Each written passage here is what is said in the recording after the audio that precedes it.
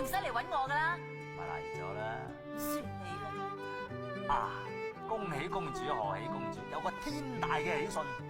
恭喜偉爵爺，賀喜偉爵爺，我都有天大喜訊話過你知。有，你講先。皇上已經賜咗婚啦，係會將公主嚟許配俾平西王三貴次子吳應紅，仲派咗微臣做欽差大臣陪公主出嫁。唔得嘅，小寶，何解啊？因為我有咗你嘅骨肉。嚇得我騰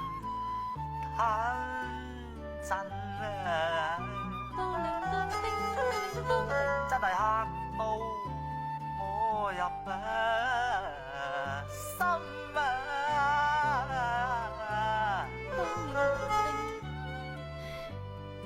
咁而家點先得噶？唉，今次大罪，殺頭有知。一係你同王兄講，將我改為許配俾你，至多我初10都唔打你啊！咁着數？係啊。唉，但皇上金口已開，邊有咁容易收得翻？我唔理啊！如果唔係話俾王兄聽你強姦我，哇！你調翻轉頭嚟講都有噶。因為咁，我照樣嫁俾我吳應紅，仲我仔係佢嘅，但係你晚晚都要嚟陪我。吓咁都得？